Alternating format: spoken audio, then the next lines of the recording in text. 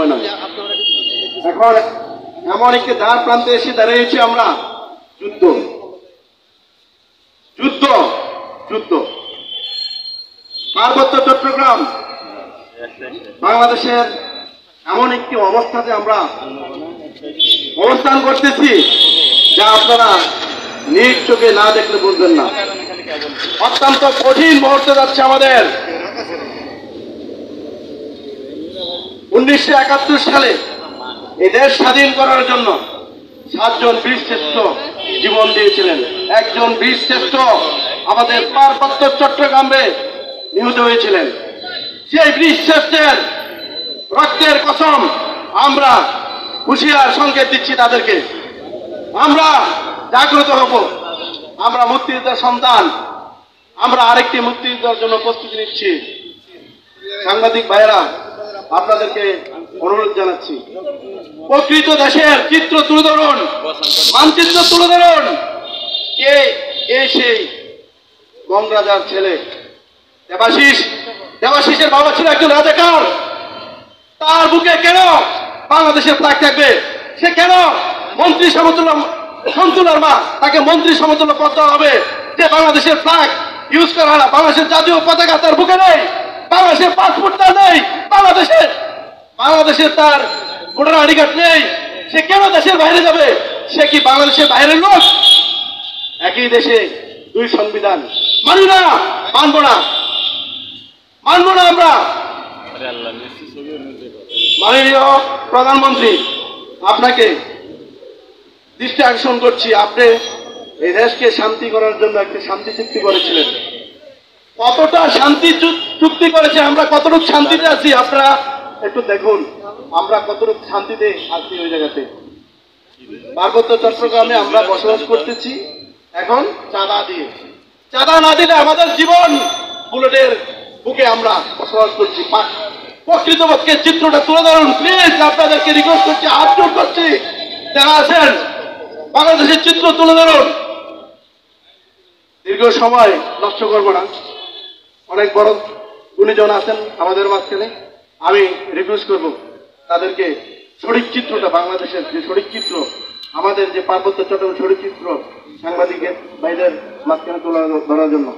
জয় হবে ইনশাল্লাহ। আমরা মুক্তিযোদ্ধার সন্তান। এই দেশের এক বিন্দু মাটি আমরা ছাড় দিব না, দিব না, দিব না, দিব না। সংখ্যা আরো বৃদ্ধি না করে তাহলে ওই 3 জেলা আমাদের বাংলাদেশ থেকে বিচ্ছিন্ন হয়ে যাবে, এটা আমরা মনে করি।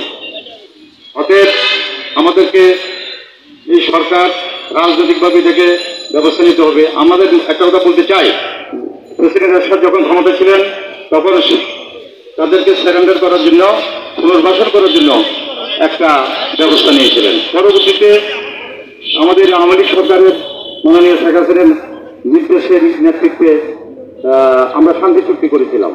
সেই শান্তি চুক্তি করা হয়েছিল ওখানে যাতে কোনো সশস্ত্র বাহিনী, উপজাতি বাহিনী আর কখনো না থাকে, এই জন্য চুক্তি করেছিল। কিন্তু দেখা গেছে এটার উল্টো হয়েছে। চুক্তির পরেও তারা অস্ত্র জমা দেন নাই।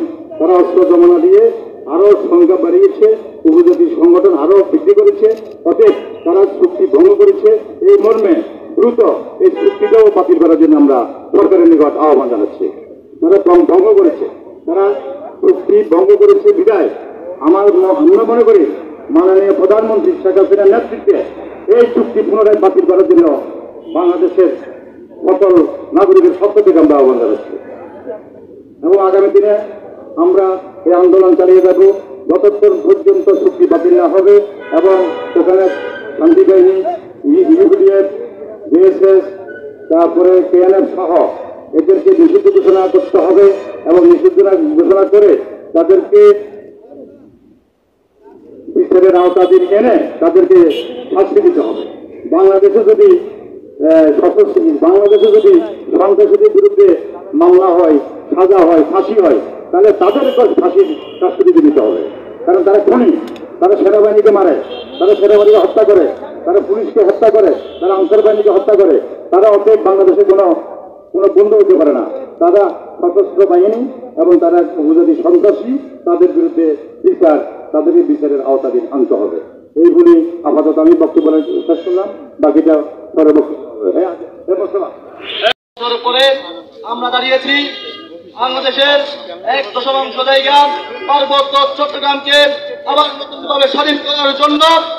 আপনারা জানেন কুকিচিন, জেএসএস, ইউপিডিএফ সহ পার্বত্য অঞ্চলে বিরাজ করছে সশস্ত্র সংগঠন এবং সন্তুলার মার মতো খুনিকে গত 3 দশকে পার্বত্য অঞ্চলে রাঙ্গামাটি, খাগড়াছড়ি, বান্দরবানে 30,000 বাঙালিকে হত্যা করেছে। তার মতো মানুষকে প্রতিমন্ত্রী